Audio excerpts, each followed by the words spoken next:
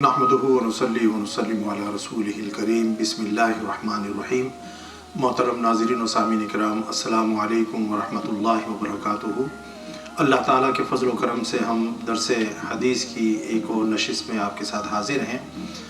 गुज़श्ता कई नशिस्तों में हमने इमाम बुखारी की हदीस की किताब अल अदबुल मुफ़रद से वालिदैन के हुकूक़ का बयान किया और उसी सिलसिले की आज एक और हदीस जो है हम बयान करेंगे। इमाम बुखारी ने एक बाब जो है वो बांधा है जिसका उन्वान है कि ला यस्तग़फ़िरु लिअबीहिल मुशरिक, के वालिदैन जो है अगर मुशरिक हों, काफिर हों, तो उनके लिए जो मुसलमान औलाद है वो बख्शिश और मग़फ़िरत की दुआ नहीं कर सकती। अब वालिदैन का बड़ा मकाम है। अल्लाह ताला ने कुरान पाक में जगह जगह अपने ज़िक्र के साथ वालिदैन का ज़िक्र किया है। वक़दा रब्बुका अल्ला तअबुदु इल्ला इय्याहु व बिल वालिदैनि इहसाना व इज़ अख़ज़ना मीसाक़ बनी इसराईल अल्ला तअबुदु इल्ला इय्याहु व बिल वालिदैनि इहसाना अनिश्कुर ली व लिवालिदैक। मतलब जगह जगह पर अल्लाह ताला ने जहाँ पर अपना ज़िक्र फरमाया है वहीं पर वालिदैन का ज़िक्र भी फरमाया है। तो वालिदैन का जो मकाम है वो बहुत ऊँचा है और अल्लाह ताला ने हर हाल में वालिदैन का अदब और एहतराम करने का हुक्म दिया है। यहाँ तक कि वालिदैन अगर काफिर भी हों, मुशरिक हों, बेअमल हों, तब भी औलाद का ये काम नहीं है कि वो वालिदैन के मुँह को आए या वालिदैन की साथ जो हुज्जत करे, वालिदैन की बेअदबी करें और हुस्न सलूक का दामन जो है हाथ से छोड़ दे। नहीं, ऐसा करने की हरगिज़ इजाज़त नहीं है। वालिदैन चाहे काफिर हों, मुशरिक हों, बेअमल हों, औलाद का काम है कि हर हाल में वो अपने वालिदैन का अदब करे, एहतराम करे और उनके साथ हुस्न सलूक करे। तो अल्लाह रब्बुल इज़्ज़त ने जो वालिदैन हैं ज़िंदगी में भी उनके औलाद के ऊपर हुकूक़ रखे हैं। तो ये हदीस जो हज़रत अब्दुल्ला इब्न अब्बास रज़ी अल्लाह ताला अन्हु से मरवी है, अन इब्न अब्बास रज़ी अल्लाह ताला अन्हु फ़ी क़ौलिही अज़्ज़ा व जल। हज़रत अब्दुल्ला इब्न अब्बास रज़ी अल्लाह ताला अन्हु अल्लाह रब्बुल इज़्ज़त के पाक कलाम की एक आयत का माना और उसकी तफसीर जो है वो पेश फरमा रहे हैं। और ये सूरह अल-इसरा की आयत नंबर 24 है जिसमें अल्लाह रब्बुल इज़्ज़त ने इरशाद फरमाया। और ये आयत जो है वालिदैन के जो ज़िंदगी में हुकूक़ हैं उनका बयान इसके अंदर मौजूद है और उसकी तफसीर और तशरीह जो है हज़रत अब्दुल्ला इब्न अब्बास रज़ी अल्लाह ताला अन्हु ने फरमाई। तो कुरान की जो आयत है वो ये है कि बिस्मिल्लाहिर रहमानिर रहीम, इम्मा यबलुगन्ना इंदकल किबरा अहदुहुमा औ किलाहुमा फला तकुल लहुमा उफ़्फिन वला तनहरहुमा वक़ुल लहुमा क़ौलन करीमा वख़्फ़िद लहुमा जनाहज़्ज़ुल्लि मिनर रहमति वक़ुल रब्बिरहमहुमा कमा रब्बयानी सग़ीरा। इसका तर्जुमा ये है कि अगर उन दोनों में से यानी वालिदैन उन दोनों में से एक या दोनों तेरे सामने बुढ़ापे को पहुंच जाएं तो उनसे उफ तक ना कह और उन्हें मत झड़क। अब ये वालिदैन की ज़िंदगी में हुकूक़ हैं कि वालिदैन अगर बुढ़ापे की हालत को पहुंच जाएं तो अल्लाह ताला जो है अपने कलाम में इरशाद फरमा रहा है कि तू उनको बेजार होकर उफ तक ना कह। जिस तरह बाज़ औक़ात जो है कोई भी जो है वालिदैन, इवन वालिदैन भी कोई ऐसी बात कह सकते हैं जिससे इंसान झुंझलाहट का शिकार हो जाए और वो जो झुंझलाहट के अंदर अपने वालिदैन से उफ़ यानी कि बेजारी के आलम में ऐसा कोई कौल जो है, उफ़ का माना यह है कि कोई ऐसा कौल जो इंसान की बेजारी को ज़ाहिर कर रहा हो। और यकीनन इंसान जो है इस किस्म की बात तब करता है जब सामने से कोई ऐसी बात कही जाए जिससे इंसान झुंझलाहट का शिकार हो जाए। तो वालिदैन भी इंसान हैं, वो भी जो है बुढ़ापे में कोई ऐसी बात कह सकते हैं जिससे जो है इंसान को तकलीफ़ हो, झुंझलाहट का वो शिकार हो और उसमें वो जो है कोई ऐसी बात ज़ुबान से कह दे। तो अल्लाह ताला इरशाद फरमा रहे हैं कि जब इंसान बुढ़ापे की हालत में होता है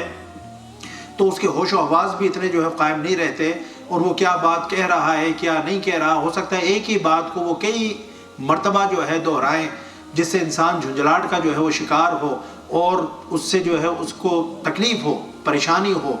और वो इस किस्म के अल्फाज जो है वो कह बैठे। तो अल्लाह ताला ने फरमाया कि ऐसे अल्फाज जिससे तुम्हारी झुंझलाहट का और बेजारी का इजहार हो, ऐसे अल्फाज भी जो है वालिदैन के लिए कहने مناسب نہیں ہیں۔ وَلَا تَنْهَرْهُمَا، اور انہیں مت جھڑک۔ تو یہ بھی والدین کے حقوق میں سے ایک ہے کہ ان کو جھڑکا نہ جائے، ان کو سلب نہ کیا جائے، اور کوئی جو ہے ایسی بات ان کو نہ کہی جائے جس سے ان کی دل آزاری ہو۔ وَقُلْ لَهُمَا قَوْلًا كَرِيمًا، اور اللہ نے فرمایا ان سے بہت احترام سے بات کر، بہت ادب اور احترام کے ساتھ والدین کے ساتھ زبان کھولنی چاہیے، والدین سے بات کرنی چاہیے۔ پھر اللہ رب العزت نے ارشاد فرمایا وَاخْفِضْ لَهُمَا جَنَاحَ الذُّلِّ مِنَ الرَّحْمَةِ، اور ان کے سامنے رحم دلی سے، عاجزی کے ساتھ اپنے بازو، اپنا پہلو جھکائے رکھ، یعنی بالکل ان کے سامنے جو سراپا عاجزی اور انکساری بن کر انسان رہے، اور بالکل جو ہے اولاد اپنے والدین کے سامنے بچ جائے۔ والدین کچھ کہیں تو فوری طور پر جی حضور، امی جان، ابا جان، میں حاضر ہوں، اور وہ فوری طور پر جو ہے اپنے والدین کی بات کو رسپونس کرے، اور وہ فوری طور پر جو ہے ان کے لیے حاضر ہو۔ اور پھر اللہ نے ایک دعا جو سکھائی، وقل، اور کہہ رب ارحمہما کما ربیانی صغیرا، میرے رب ان دونوں پر رحم فرما جیسے انہوں نے بچپن میں میری پرورش کی۔ تو اب دیکھیں نا، یہ والدین کا جو ہے یہ حق ہے کہ ان کے لیے انسان جو ہے دعا کرے کہ مولا اب تو ان پر رحم فرمائیے، ضعف اور کمزوری کی حالت میں ہیں، بڑھاپے کی حالت میں ہیں، انہوں نے ضعف اور کمزوری میں میری پرورش کی، تو ان پر رحم فرما اور ان کا جو یہ وقت ہے ان کے لیے آسان فرما دے۔ تو حضرت عبداللہ ابن عباس رضی اللہ تعالیٰ عنہ جو ہے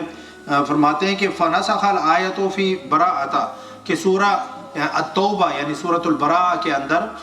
جو آیت آئی ہے، سورۃ توبہ کی آیت نمبر 113، مَا كَانَ لِلنَّبِيِّ وَالَّذِينَ آمَنُوا أَن يَسْتَغْفِرُوا لِلْمُشْرِكِينَ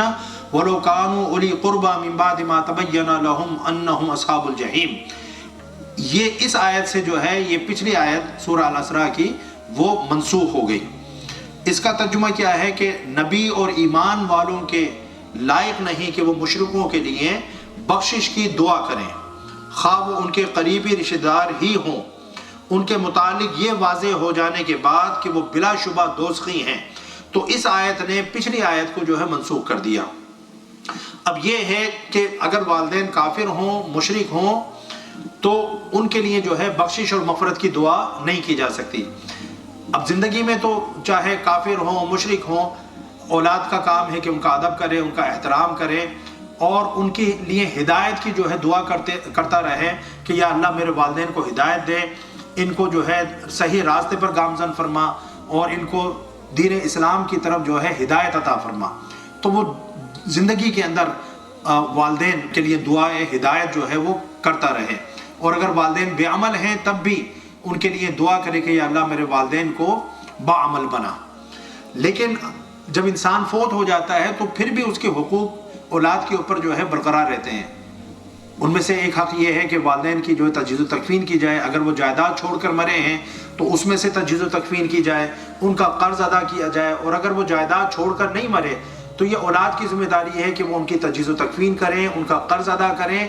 اور ان کے لیے استغفار کرتے رہیں، اور ان کے جو دوست احباب ہیں ان کے ساتھ سلوک کریں۔ آپ کے والد کے جو دوست ہیں، آپ کی والدہ کی جو سہیلیاں ہیں، ان کے ساتھ حسن سلوک کیا جائے، اور والدین کے جو رشتہ دار ہیں ان کے ادب اور احترام میں ان رشتوں کا احترام کیا جائے اور صلہ رحمی کی جائے۔ یہ والدین کے فوت ہونے کے بعد ان کے یہ حقوق ہیں۔ تو اس میں سے ایک حق یہ ہے کہ ان کے لیے استغفار کیا جائے، یعنی ان کی بخشش اور مغفرت کی دعا کی جائے۔ لیکن یہ جو ہے کہ والدین کی بخشش اور مغفرت کی دعا کی جائے، یہ صرف جو ہے مسلمان اور مومن والدین کے لیے ہے۔ والدین کافر ہوں، مشرک ہوں، زندگی میں آپ ان کے لیے ہدایت کی دعا کریں گے، لیکن اگر وہ ہدایت پر نہ آئے اور اسی حالت میں ان کی موت واقع ہو گئی تو ان کے مرنے کے بعد ان کی بخشش اور مغفرت کی دعا نہیں کی جا سکتی، کیونکہ بخشش اور مغفرت کی دعا صرف اور صرف جو ہے مومن اور مسلمان والدین کے لیے ہی ہے، جس کا اس آیت کے اندر جو ہے،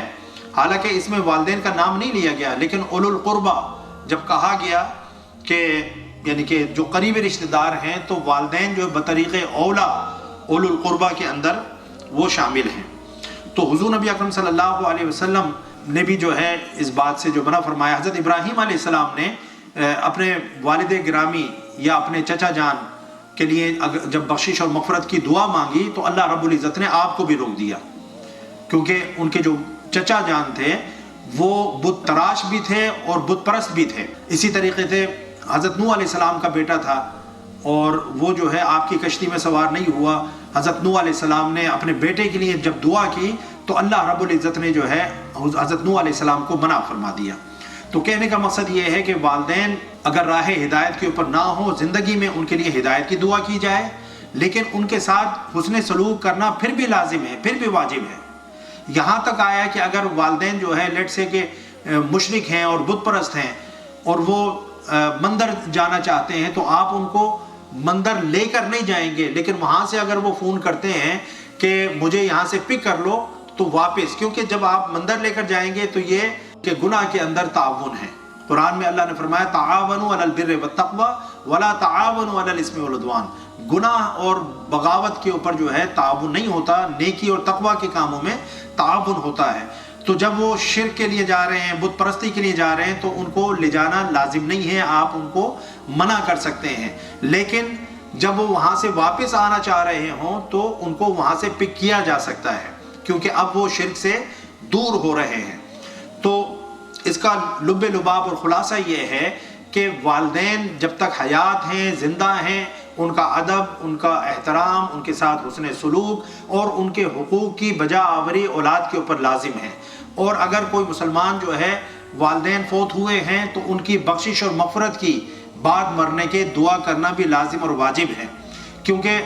اولاد کی جو دعا ہے وہ اللہ تعالیٰ جو ہے والدین کے حق میں قبول فرماتا ہے اور اس سے ان کے درجات بلند فرماتا ہے، ان کے گناہ معاف فرماتا ہے، اور ہماری دعاؤں اور نیک اعمال کو جب ہم بطور ایصال ثواب اپنے والدین کے لیے اللہ کی بارگاہ میں پیش کرتے ہیں، اللہ تعالیٰ اس کے ذریعے سے ان کے درجات بلند فرماتا ہے، ان کے گناہوں کو معاف فرماتا ہے۔ تو اس حدیث سے جو ہمیں یہ پتہ لگا کہ مومن والدین ہوں تو ان کے لیے بخشش اور مغفرت کی بعد مرنے کی دعا کرنی ہے، اور اگر والدین ایمان کے اوپر نہیں مرے، کافر تھے، مشرک تھے، تو پھر جو ہے ان کے لیے بخشش اور مغفرت کی دعا نہیں ہو سکتی۔ اللہ تعالی ہم سب کو دین اسلام کا فہم عطا فرمائے، سمجھ عطا فرمائے، اور احادیث مبارکہ کو پڑھنے، سننے اور سمجھنے کی ہمیں توفیق عطا فرمائے، اور دین کے ساتھ ہمیں تمسک عطا فرمائے۔ وما علیہ الا البلاغ۔ السلام علیکم ورحمۃ اللہ وبرکاتہ۔